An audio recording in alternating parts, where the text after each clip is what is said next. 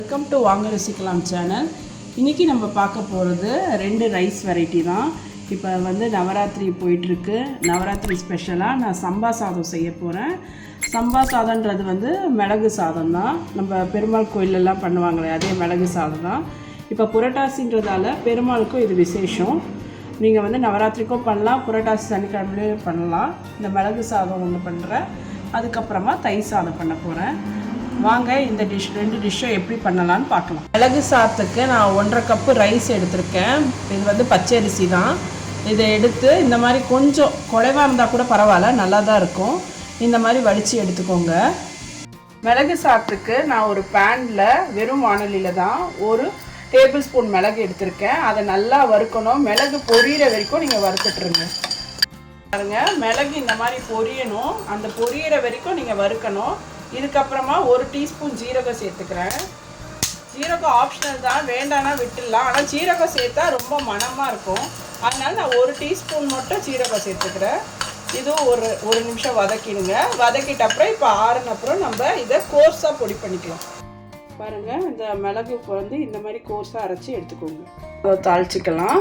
அதுக்கு ஒரு பேனில் கொஞ்சமாக 1 டேபிள் ஸ்பூன் நல்லெண்ணெய் ஊற்றிக்கிறேன். இந்த சாதம் ஃபுல்லாகவே நம்ம நெய்யில் தான் பண்ண போகிறோம். ரொம்ப நெய் சில பேருக்கு பிடிக்காதனால நான் கொஞ்சம் நல்லெண்ணெய் சேர்க்குறேன். ஆனால் நெய்லேயே தான் இந்த சாதம் பண்ணுவாங்க. இப்போ 2 டேபிள் ஸ்பூன் நெய் சேர்த்துக்கிறேன். எண்ணெயும் நல்லா காஞ்சப்புறமா கடுகு சேர்த்துக்கோங்க. கடுகு நல்லா பொரியணும். 1 டீஸ்பூன் உளுத்தப்பருப்பு சேர்த்துக்கிறேன். முந்திரி பொடியாக நறுக்குனது. இது ஆப்ஷனல் தான், நான் எனக்கு பிடிக்குன்றதால சேர்த்துருக்கேன். ஒரு 1/2 டீஸ்பூன் எண்ணெயிலே போட்டுக்கோங்க. கருவேப்பிலை போட்டுக்கலாம்.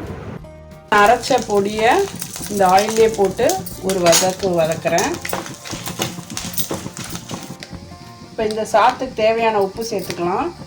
நான் சில பேர் மிளகு அரைக்கும் போதே உப்பு சேர்த்துப்பாங்க. நான் இப்போ தான் உப்பு சேர்க்குறேன். சாதத்தை சேர்த்துக்கலாம். நல்லா கலரிட்டேன். நம்மளுடைய சம்பா சாதம், அதான் மிளகு சாதம் ரெடி ஆகிடுச்சு. இப்போ லாஸ்ட்டாக நான் இன்னொரு டேபிள் ஸ்பூன் நெய் சேர்த்துக்கிறேன். நெய் சேர்க்கறதால ரொம்ப வாசனையாகவும் இருக்கும். இந்த மிளகுல சப்போஸ் காரம் இருந்தாலும் அது ஈக்குவலைஸ் பண்ணிடும். இந்த மாதிரி இப்போ இருக்க கிளைமேட்டுக்கு இந்த மிளகு சாதம் ரொம்ப நல்லது. அதனால் நீங்கள் பசங்க பெரியவங்க எல்லோரும் இதை செஞ்சு சாப்பிடுங்க. பாருங்க, நம்ம மிளகு சாதம் சூப்பராக ரெடி ஆகிடுச்சு. கமகமன் வாசனையாக இருக்குது.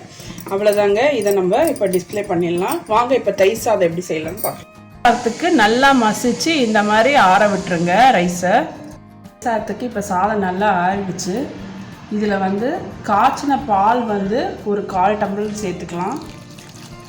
பால் சேர்த்தா தயிர் சாதம் ரொம்ப பிடிக்காது. அதனால் ஒரு 1/4 டம்ளர் பால் சேர்த்துக்கோங்க. சாதத்துக்கு தேவையான உப்பு சேர்த்துக்கிறேன். இப்போ ஃப்ரெஷ்ஷான கெட்டி தயிர் ஆட் பண்ணிக்கிறேன். ஒரு 3 டேபிள் ஸ்பூன் ஆட் பண்ணிக்கிறேன். இது எல்லாத்தையும் நல்லா மிக்ஸ் பண்ணிக்கலாம்.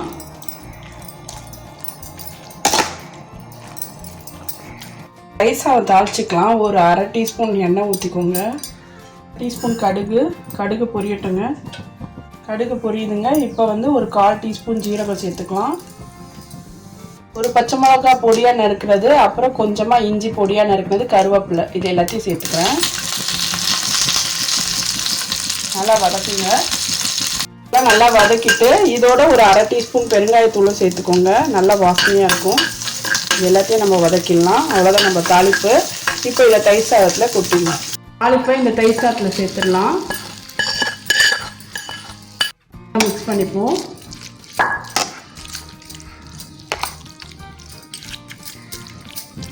சாதம் ரெடி ஆகிடுச்சு. இது அப்படியே நீங்கள் பிரசாதமாக நெய்வேத்தியம் பண்ணலாம். நான் இப்போ குழந்தைங்களுக்காக கொஞ்சமாக இதில் மாதுளை சேர்க்குறேன். கலர்ஃபுல்லாகவும் இருக்கும், உடம்புக்கும் ஹெல்த்தி. அதனால் இதை சேர்த்து மிக்ஸ் பண்ணிடலாம்.